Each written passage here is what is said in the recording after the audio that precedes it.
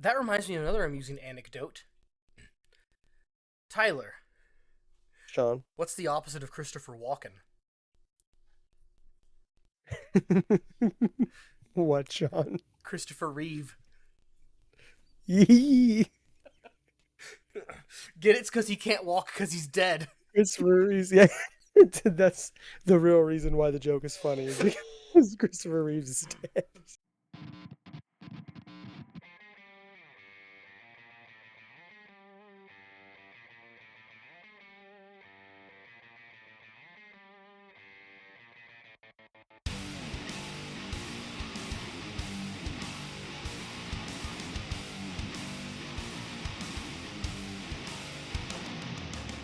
Tyler.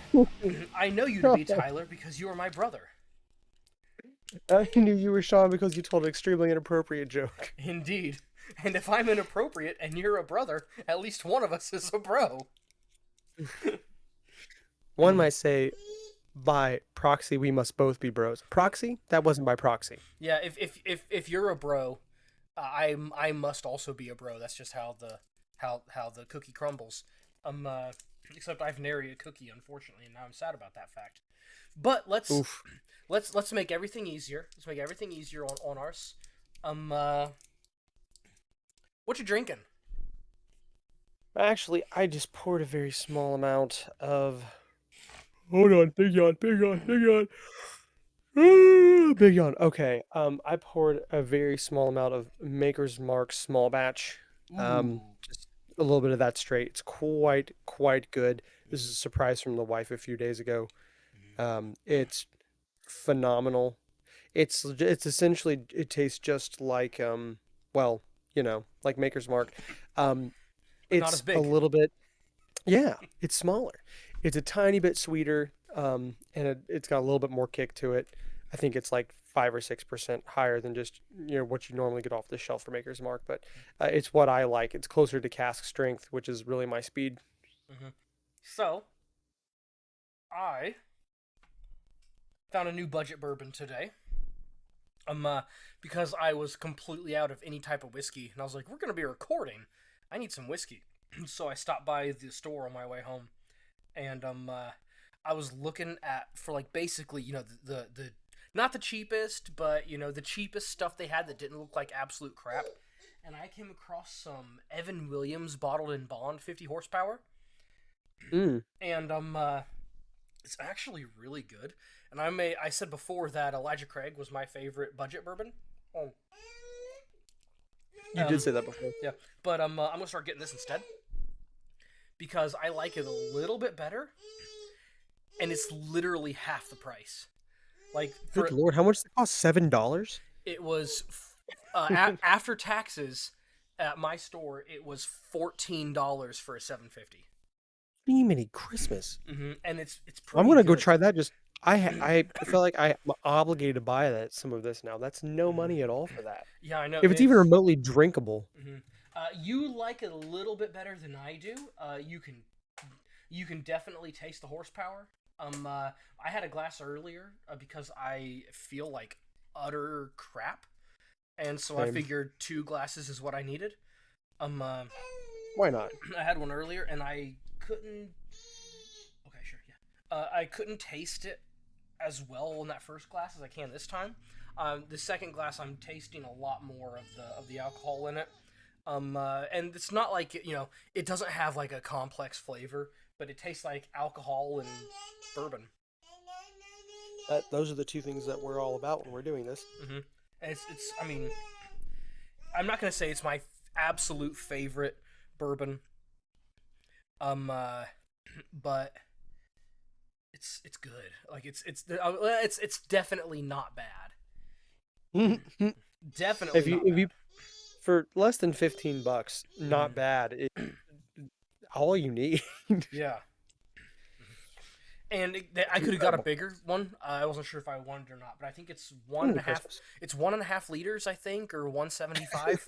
I forget which. It was like $20. About that, yeah, maybe 22, something like that. Like less than a 750. I can get it's a one and a half or 175, something like that, for for less money than a 750 of the Elijah Craig. That's like the same price. 1.5 liters of a good stout would cost that much money. Yeah. Although a really good stout may be better than this, though. Well, it's fair. Well, I think it's worth addressing. So this week is kind of obviously we're it's I don't want to consider it filler or a throwaway or anything like that, but this one, I mean, admittedly was a little bit more spur of the moment for us because we had a couple things that we thought about that we kind of had planned to talk about, and we kind of came to the decision that we weren't quite ready to do those topics just yet. So we're like, let's just find a thing to talk about, and we both kind of went searching, Mm-hmm. and I found this because it's something that we've kind of already we've touched on things kind of jumping around this same thing, Mm-hmm. but not quite not so directly. Yeah, never a whole article dedicated to one particular thing. Right, right. Um, uh, and so I didn't finish the article before, which is a very weird thing for me to have not finished the reading when it comes into it. You're generally the Um, more uh, prepared one. yeah. Oh, I was gonna say this. The reason why we weren't prepared.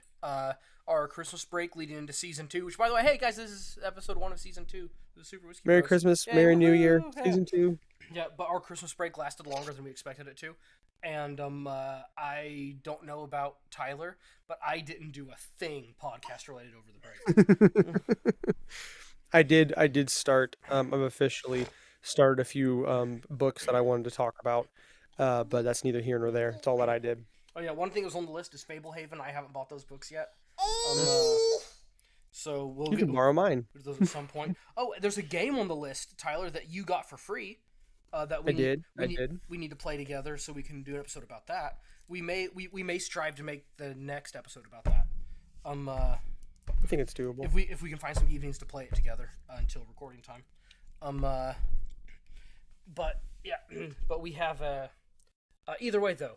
The topic of today, we're just trying to pad this, guys, because it really isn't a long article. Yeah. This may be like our season 2 episode 1 may not be as long as the other episodes. We'll do our best, but may not be as Yeah, long. generally speaking, usually when you start off a new season, like you have, I guess the reason why they're longer is because everyone kind of does what we're doing right now, is where we talk about a little bit of content we want to make throughout the rest of this season. So I guess it's really not that big of a deal. One thing, let's do that for another second or two, again, Mhm. because pad time. It's worth mentioning we did do something that's kind of goofy, as far as how people how people would break up seasons of any kind of content, and we did kind of stop roughly halfway through our book club Mhm. for the Sanderson novel. So we did roughly half of it in the first season, and we're going to do the second half of it in this season, Mhm. which is going to make things a little goofy. But I don't think things are all, we don't have things so tightly grouped together that this is going to make it weird. Yeah, and we had and we didn't get around to finishing it because like I said, Christmas break was longer than we were expecting it to be, and it's not that it ended later; it's that it started earlier. So there were some recordings that we had intended to make that we didn't get to make, but with the exception of those, we had a fairly meticulous schedule for season 1, and that we stuck to fairly well. We do not yet have a schedule planned for season 2, so we will. It's very likely for the first couple episodes we'll decide what we're going to be doing like the day before we record. So bear with us for the first couple episodes. We're not good at this. By this I mean speaking into the microphone. T- Um, Talking with words. yeah. Uh, we suck balls, and also we're not good at podcasts. And also, beside that, so we did kind of going into the actual topic that we're going to be going over. Hmm. We have kind of addressed people's takes on racism in gaming. For in particular, they were kind of referring to role playing games, some D&D style games, and we just went over the insane ridiculousness of that. I think at some point we probably talked a little bit about people's takes um, on Lovecraft being racist. We probably like touched on it briefly, but what we haven't really done, and I feel like we have to do this in particular because we were both Lovecraft fanatics. I don't think that you could have a talk about Lovecraft and not have someone want to bring up but you can't read racist literature because he was a racist and he wrote racist things and therefore you can't read his stuff. And we might actually talk about that. But I think that this article and what we're going to say about it is going to kind of give some groundwork for why we're both completely okay and don't give a crap about the individual as opposed to the art. Um, yeah, this is an article written by, and I'm going to pronounce it wrong, and I no, she's not going to hear it, so I don't care. Elif Batman. Batiman? Batman. This was written by Batman. Elf Batman. Elif Batman. So this is an article in the New Yorker, and it's actually in a section of the New Yorker called "The Cultural Comment." Oh So boy. we we already knew we probably weren't going to completely agree with this. Something about it. Yeah, the title of it is called "Sean's Dying into the Microphone, and I Don't Care." It's a great Um, article. the article is titled "Reading Racist Literature." Now, we're not going to hit all the PowerPoints of this article, I don't think, because part of what this individual is saying, I don't completely disagree with, because we reach a point towards the end of the article that there's no point in us talking about because it's something that just doesn't pertain to us and we have no insight into it. And Sean didn't read it. To where she alludes to how this particular playwright that she writes a good deal of this article about takes a very old and by modern standards a racist play, by then standards a play, um, and transforms it into satire, um, and like overloads the racism to the extreme. And she talks about it kind of in the end being embracing that and turning on its head. And sure, that's fine. I don't care. But like the ending paragraph, essentially, I'll just gonna read it. How do you rehabilitate your love for artworks based on expired and inhuman social values, and why bother? It's easier to just discard the works that look as ungainly to us now as The Octoroon, which is the play in question from earlier that's racist for our times. But if you don't throw out the past or gloss it over, you can get something like An Octoroon, which is the play that's a satire, a work of joy and exasperation and anger that transmutes historical insult into artistic strength. Now, this wasn't the point of her article, I don't think. Generally speaking, your last paragraph should be a wrap up. It should be the whole thing. But she's sort of saying you don't ignore racist literature because you can make fun of it. Mm-hmm. And I don't think she meant it directly.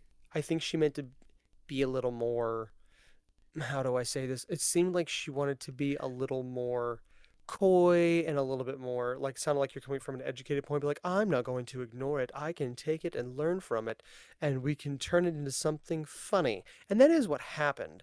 Except for that, that's not the point. That's not the idea at all, and we're going to argue with that. Yeah. So there Because we go. yeah, and let's be clear here. This Anoctoroon, that's a yeah, it's a uh yeah, it's a satire making fun of the Octoroon.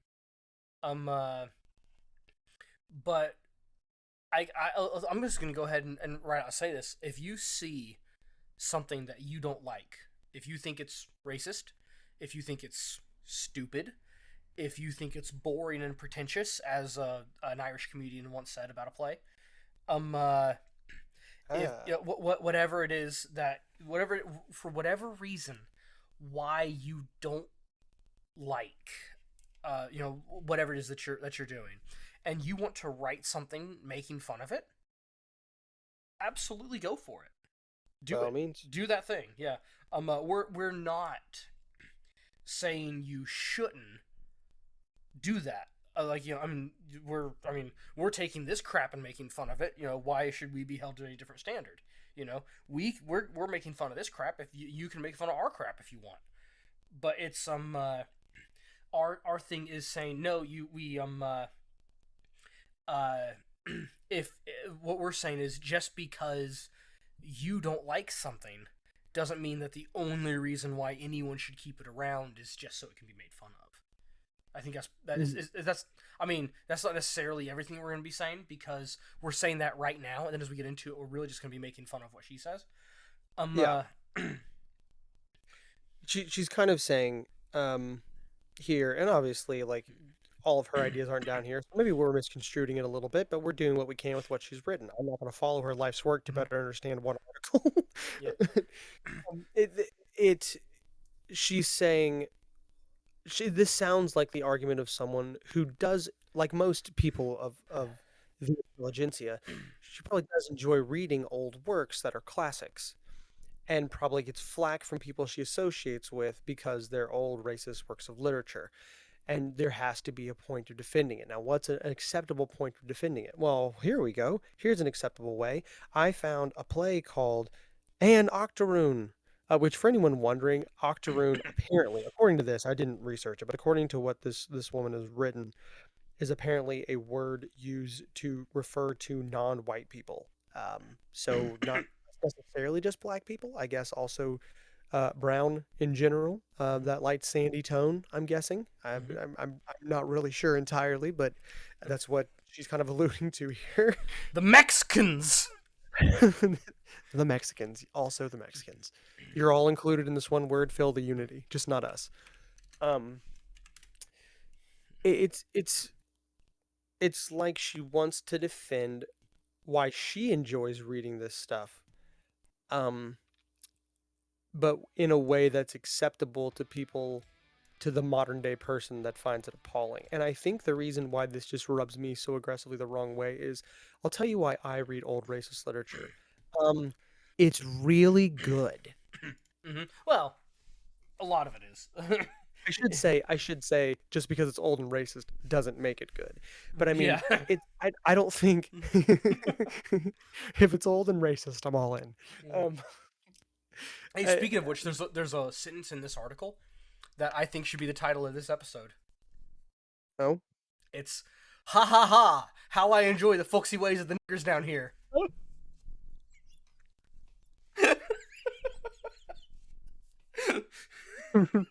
I'm pretty sure we can't say that. Um, Hey, if this what is this Turkish turd can say it, I can say it. She's not any blacker than I am. Sean's like, look, she put it in quotes and I'm putting it in quotes. I'm quoting the quote. For legal reasons, that's a joke. Um, For illegal reasons, it's not. um, but I mean, I don't think it's any stretch to say by the modern, current, new, extremely elongated definition of racism, Mm-hmm. a lot of H.P. Lovecraft's work is racist. Mm-hmm. Um, a huge portion. That does not mean it's not good. Right. It doesn't mean that it's bad. Right. It just means that he wrote something very similar to what a lot of people in that time were writing. Now, Reverend. it's worth mentioning a few a few people. I've watched a bunch of different documentaries and stuff on Lovecraft, and it's kind of split between some people that say he was racist even by the times, and the other half of people are saying he was exactly as racist as everyone else in the times. And the truth is most likely that he was just as racist as everyone else in the times, and also happened to be extremely freaking weird. And it came out a little more aggressively. That could be the case. Neither here nor there. Yeah. The point of what I'm saying here is I'm going to keep reading it because it's really good. Not because I'm going to use it as satire to all of my friends so I can still sound witty and cool and secretly enjoy it just because it's good. I'm going to come out and go, why in the world are you reading this? It's because it's fantastic. And also, let's back on the subject of H.P. Lovecraft. as far as I know, he only had two contemporaries that said he was racist for the time. That said, hey, he's a bad person because of his racial opinions. And it was the first person was his, should we say, wife or ex-wife? Like, they never got a divorce, but she sure thought they did. But We're either gonna go with both. yeah, his wife, ex-wife, his ex-wife wife, His ex-wife, can't think of her name. No, it doesn't matter. She's an idiot. she's dead. Yeah. Um. But she was not a good person. And she said that he was that way. And then his another one of his friends who stopped being his friend said he was racist. But the only indication he had that he was racist was the woman told him, said, "Hey, you know Howard Phillips is racist." And he said, "Howard Phillips, we just call him Howard." And she said, "Well, either way, he's racist." And and he said, "Oh, he must be racist." And let's be real here. They were like they were like the what we today call liberals. Because it used to be something different. The people that we today call liberals, those two people were the most like modern day people, modern day liberals as like anyone else in that time frame. Like he was gay. Who was that? Who was the gay guy? I can't think of his name. They were like the closest friends. Actually, most, with the exception of maybe Derleth or the 14-year-old boy that he mentored for a while. Huh? No, not Joshi. You're talking about S.T. Joshi? No, Joshi's gay, but he's a different gay guy. Well, that's what I'm saying, but you keep alluding to, like, I'm like, surely you're not getting confused with S.T. Joshi. No, not Joshi. There another guy. He actually, this dude killed himself, I think. Yeah. Oof. Way back in the day.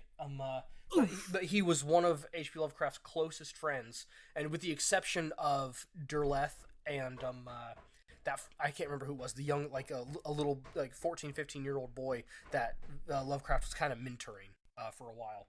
I visited him in Florida and stuff. But with the exception of those two guys, Lovecraft wrote more letters to this gay guy than to anyone else. And when he found out, or when the woman told him that he was that Lovecraft was racist, he burned all of his letters. So actually, there's like a third of all the letters that Lovecraft ever wrote were burned by this man. Which is shocking when you think about how many we still have. Yeah. But either way though, so like it was the only people of the time who were saying, this guy actually is racist by our standards, were people who weren't good people, and at least the woman we know was lying about him just because she was angry. So that's worth noting. Yeah. And yeah, it's like I was saying, people in the contemporaries didn't necessarily think, and obviously the public en masse didn't necessarily think so, because even though he wasn't huge in his time, obviously he wasn't understood for what he was when he was alive. He was still being published, and people were still reading it, and they weren't going, "What a racist." Of course, back then, who cared? But at the same time, like, if he was considered obscene, he wouldn't have been that as well received as he was. So clearly, no one thought he was out of the ordinary. So when we talk about anything in any context, I do think genuinely that time frame matters. I do think that it makes a difference when something was made. Now, if someone that we knew today, being exposed to the world the way they are now, wrote a story and said, "This is my dog. Guess what his name is?" We all know what would happen to this guy. Yeah. I'm gonna say this too, like, just to show, because people don't realize, like, phrases that we consider to be high, like, and ways of speaking, ways of acting, ways of talking, that we consider to be so incredibly racist today. Like, just 50 years ago, how like normal and mundane they were. People say that just shows how racist everyone used to be. No, it doesn't. It just shows how different the attitude was. Not necessarily racist in that this is, hey, you're black, so you're inferior to me. But it's but it's like the things that we today would consider racist, no one cared about. And so I'm going to give an example. I'm gonna say something. Just keep in mind that this is a quote. If you guys have a problem with me giving this quote, you can suck it. I'm not going to censor this because it's a direct quote, and you guys, if I did censor it, you probably would know what I was saying. I'll But censor the other one, just not this one. yeah, yeah, censor the other one. But like this one, like just because this legitimately needs to give you guys, everyone listening, an idea of how it used to be. Um, uh, this was after the Jim Crow laws were repealed. So this wasn't like this was during the days of Jim Crow. So it was after it was repealed. This was very late '60s, early '70s. Um, uh, and this was when my dad was, or our dad was a little boy. There was a black man who lived in town, and my dad always saw him and greeted him by his name. And this black man was, when he saw my dad, and my dad said, "Hey," and greeted him by his name. This black man responded to my dad and said, "Hey, Anthony, how you doing?" Because that, he was just responding to his name. That just shows how the attitudes were different. It didn't make this guy mad. He knew that was his name in the town. He knew that. So now I'm going to tell you the guy's name. The man's name was Nigger Bill. That was his name. I'm sure it wasn't his actual birth name. It wasn't on his driver's license. But but that's it may have been on his birth certificate because they probably stamped it. But but that's just, and this guy didn't have a problem with it. Just they walk up to him, they called him by name, and he's like, "Oh, hey kids, hey," and he was he was a good guy, and they didn't realize what they were saying could have been considered bad. Yeah, because whenever our father told us this story, he told us as he got older, he said he felt terrible about it, and then when he Mm-hmm. saw this man later in life, he went and apologized to him, and the guy's like, that's my name. Mm-hmm. That's what my name is." He said, "Of course you called me that. That's all you ever heard was me telling people this was my name." And yeah, I mean that's a pretty good example of I mean, times really are different, and granted, it's worth mentioning. We'll play. I'll play a little bit of devil's advocate here. Mm-hmm. It's worth mentioning that yes, because someone could definitely combat this and say, well, just because someone's okay with it doesn't mean everyone's okay with it. Okay, sure, fine, whatever. But that being said, it was still much more widely received. I mean, think about um oh, what was it? Chevy Chase and Richard Pryor Saturday Night Live sketch. And see, Richard Pryor wrote that yeah, for Chevy Chase to say. He and said, "Hey, I want you to get on TV mm-hmm. and call me the N-word." Yep. And Chevy Chase was like, "Absolutely." Yeah.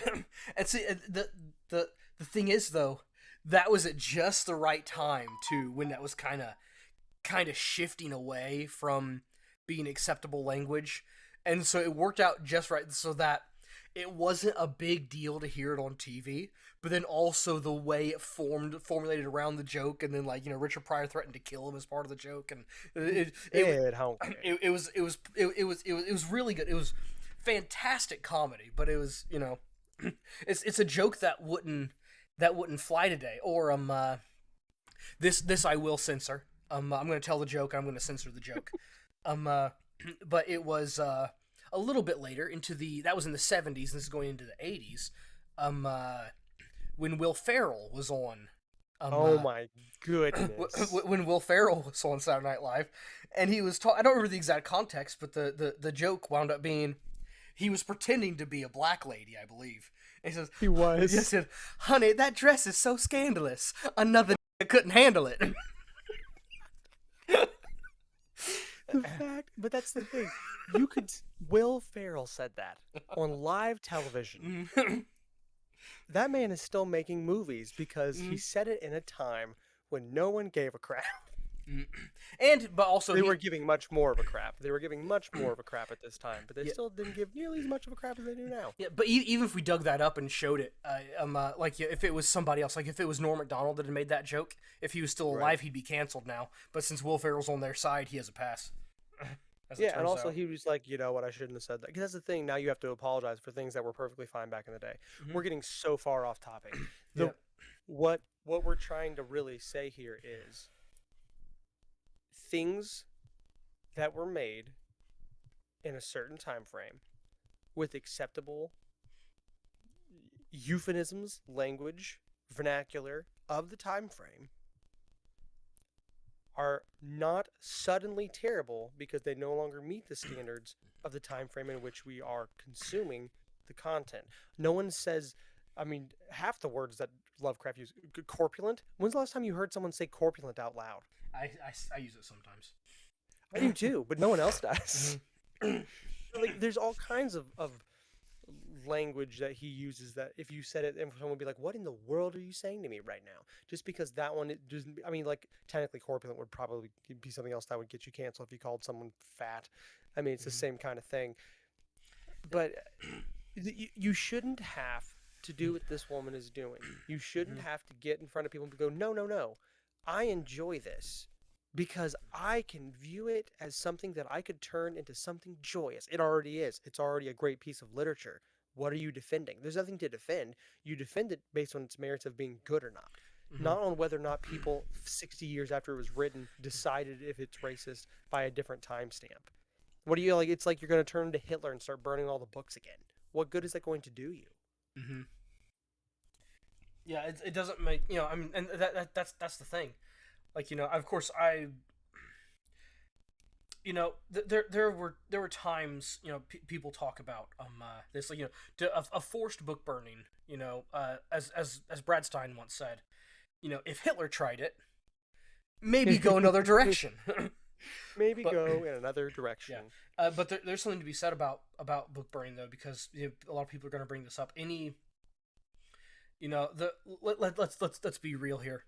There aren't too many the and I'm fine with this. There aren't too many Christians who listen to our show, but there's an argument that I've heard from a lot of Christians say no, book burning is fine because they did it in the Bible. So they brought all of their sorcery books and burned them. And this is way off topic. It's just now specifically about book burning. But Yeah. there's a difference between a forced book burning to say, "Hey, you there, go gather up all these books, take them from people, and burn them," and for them to say, for everyone to come up and say, "Hey, we have these sorcery books and we don't want them anymore. We'd like to throw them in a pile and burn them." you know, Go for it. yeah. But But don't, like, and obviously, don't take my sorcery books. But yeah. um, if you're going to look at me and say, well, I no longer like this, and a lot of us agree that we don't like it. There's a good hmm portion of us that say this is not good. hmm Therefore, you, a separate entity who does not agree with us, hmm you also must get rid of it. You can bite me. hmm That's ridiculous. Yeah. Like I have a friend who's really big on Call of Duty, and if it was just like who do you go by? Who likes what? And then who makes the decision based on who likes what? Like for example, I say the two worst Call of Duties of the last 10 years were Black Ops 4 and Cold War, and the two best of the last 10 years, maybe not last 10 years, last 5 years, I'll say that. The last 5 years, the two worst, Black Ops 4 and Cold War, and the two best were MW19 and Vanguard. That's very And true, though. and my friend completely flips that. He says the two best were Cold War and Black Ops 4. He may say World War II or Black Ops 4, but either way. Um uh, and um uh, and the two worst um uh, were Vanguard and MW19. And so who goes? Who do we go by? Do we say, oh, because he doesn't like it, then we have to destroy Vanguard and MW, or do we say because I don't like it, we have to destroy Cold War and Black Ops 4? How about we say, hey, you play Cold War Black Ops 4, I'll play MW and Vanguard, and we'll all have a jolly good time. It's a crazy notion that people can just do things that they like that aren't hurting other people.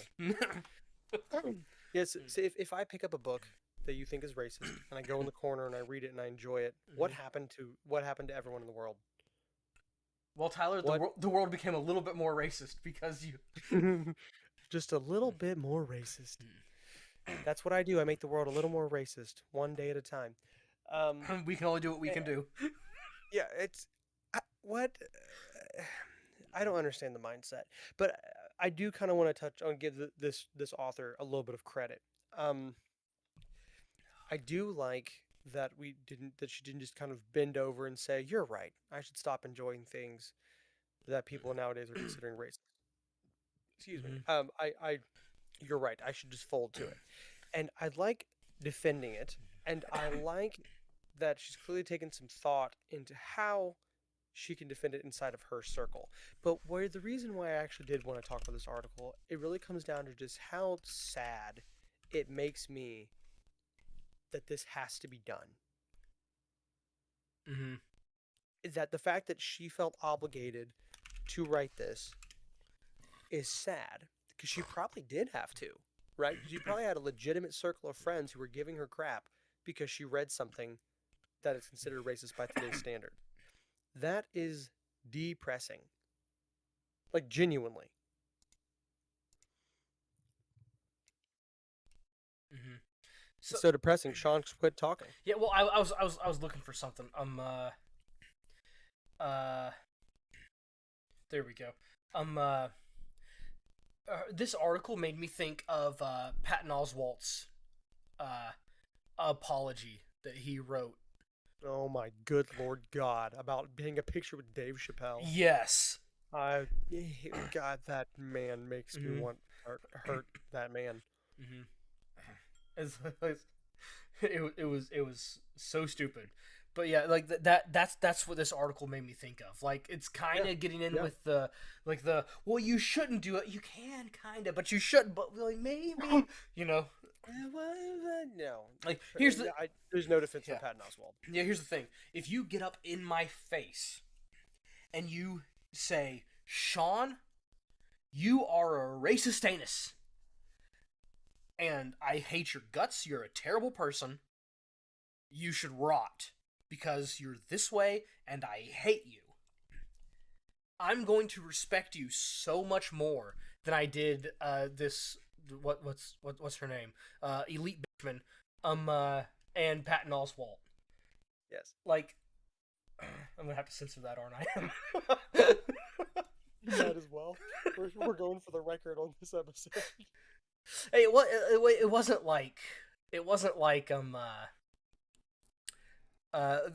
as bad as when we kept saying fat over and over again. Well, there you go. You know, let's go for the gusto. I'm not censoring that. So they know what it was that we said. Uh, I'm all team censorship just for the sake of not having to have it done, but you do you. Well, I mean, like, Anyway. like when I post this episode, I can check a box on the thing that says this contains. No, I'm just gonna. This contains things no one wants to hear. Yeah. But how do we get off on this? I don't know. So there's a line in this there's a line in this article that I want to address also. She said this. I'm going to read the whole paragraph. These encounters were always mildly jarring. There I'd be, reading along, imaginatively projecting myself. Oh, by the way, she's Turkish. I have to say this. She's a Yeah. Turkish woman. It's important. It's worth mentioning. Yeah. Yeah, it is important to the statement. Yeah. There I'd be, reading along, imaginatively projecting myself into the character most suitable for imaginative projection. It's just so redundant. Forgetting through suspension of disbelief the differences that separated me from that character. Then I'd come across a line like, "These Turks took a pleasure in torturing children," from the brothers Karamazov. And the thing is, though, here's why I find that so stupid that she took offense at that. Here it is. Did those particular Turks take pleasure in torturing children? The line doesn't say Turks take a pleasure in torturing children. It said these Turks took a pleasure in torturing children. So therefore, if you say this group of Turks right here, these 11 guys, or however many, I'll say there's 11 of them, these 11 guys enjoy torturing children. Therefore, these Turks took a pleasure in torturing children. How's that racist to say that? Maybe they did. These people who are Turks did this. The rest of the people who are Turks do this not. Chewy.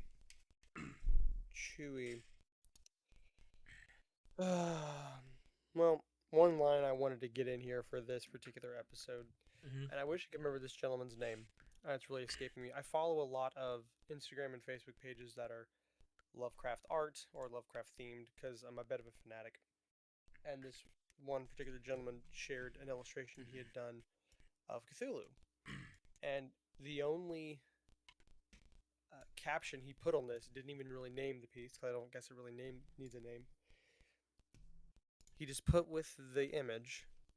A lot of my friends and colleagues have asked me how I, a black man, can enjoy Lovecraft's writing so much. What can I say? There's just something about nautical looking Negroes that just gets me going.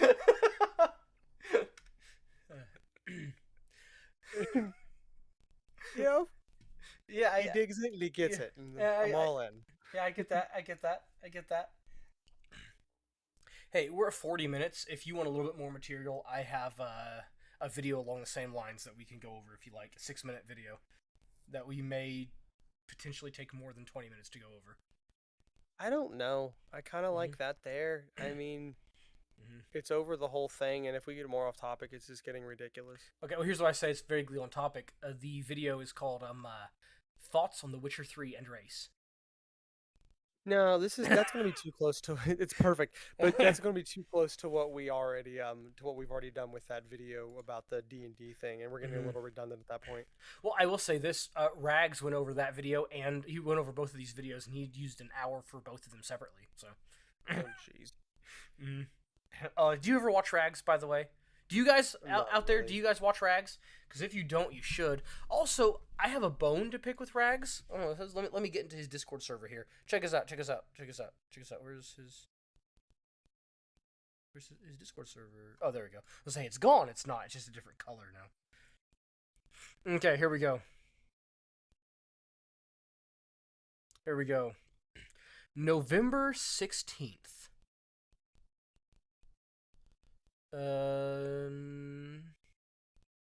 Here we go. No, September 22nd. September 22nd, he said, new Dog Bites video, which is his other channel that makes shorter videos. I'll try and have another out tomorrow. Main channel content is in the works. On the verge of having some big assets finished that will speed up production and look really nice. So I'm sort of waiting on those a little. The next one. Sorry about the mini drought. Doing some work for another burst of videos. And then blah blah blah blah blah blah. That's it. That was on November 16th that he said that last thing. He's not uploaded a video since that one that he uploaded in September. Oof. But he did upload on September the 22nd, which, as you all know, is Bilbo and Frodo's birthday. It's true. We all knew that. Well, it's also worth mentioning that I'm upset that Soviet Womble still hasn't released the newest bullshittery. So I've been waiting like 5 months for that too. Man, I haven't watched Soviet Womble in so long. I need to. Is his Indian fellow still with him? Cyanide. Cyanide. Yeah, I still watch him every once in a while. I catch him on, if I happen to be. He gets on my drives home a lot, so I'll listen to him in the background. He still plays with. They just played the new Halo game the other day. All right. Hey, Halo multiplayer is free if you want to get it.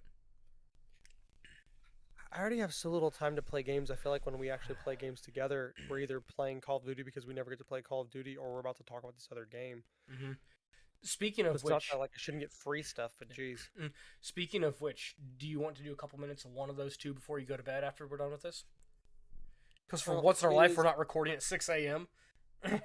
This is true, and I'm with you, but 9 o'clock is the time I would like to go to bed since I wake up at 4, and if we have wrapped this up, I would like to go ahead and get that done. Plus, while we were talking, I checked, and the game is actually updating right now. Tyler, you big dumb idiot, it's 8 o'clock. What did I do? Said, you big dumb idiot, it's 8 o'clock. That is me, I'm the big dumb. Well, man, we said a lot of things that people are going to hate in that video. What else is new? Did we mean to be this when we started? Like started tonight or started the channel? Both. Started tonight. We knew it was going to go this way. Started the channel. I think that was the goal. I don't remember anymore. See, here's the thing. We say things that we know are considered racist, that we know are considered homophobic, that we know are considered sexist, so you guys can point it all out.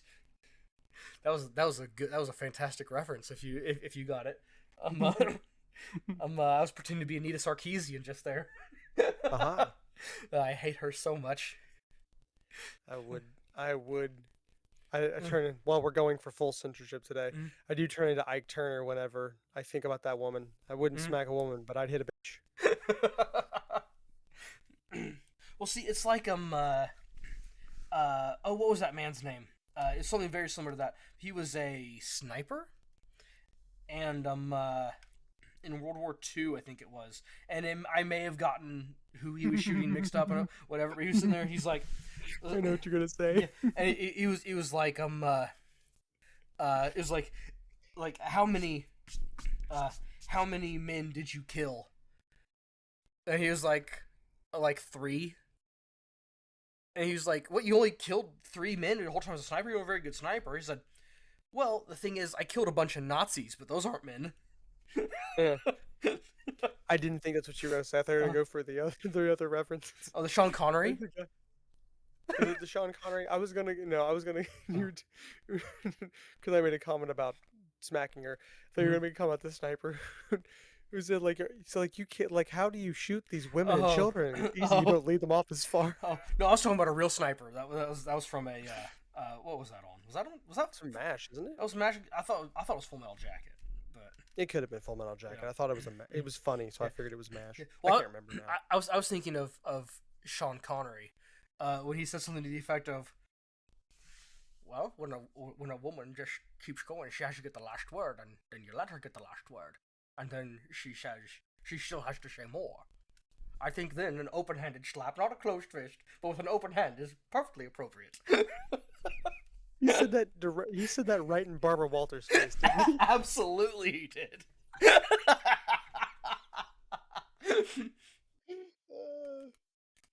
Oh man, I miss Sean Connery. Hey, we've made it 47 minutes. We did. We have to stop talking. But yeah, anyway, no. But we're saying a lot of things that you guys are going to find absolutely terrible, and we're doing it on purpose, not because we believe all of them, but because, like I said on an earlier episode 2, I think, season 0, episode 2, because it was before we did seasons. Our second ever episode. So we say the things that we say because, we're being provocative intentionally, like, because, like, if we're doing this to make you angry and then make you think, like, do we believe all of these things? Not quite all of them. But it's a few things we've said that we probably aren't actually going to slap our wives when we hang this up. We really, really aren't going to. Oh well, depends. You do you. Yeah. But yeah. If we say something boring and bland and you agree with it, then who cares? Yeah.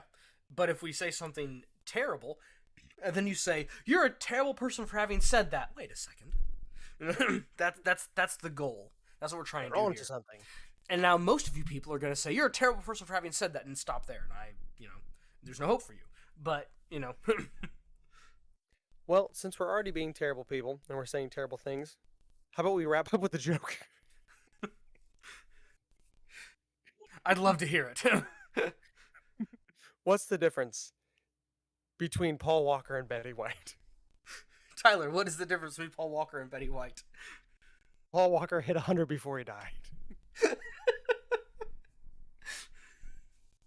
I had to squeeze that in.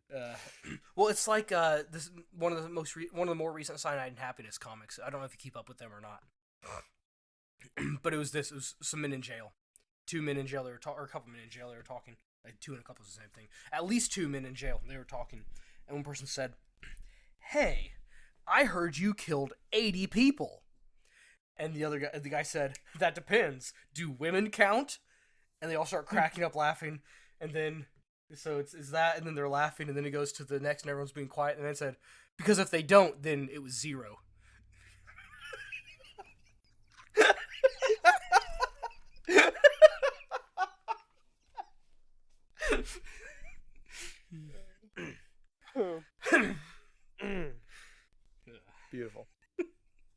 Bye.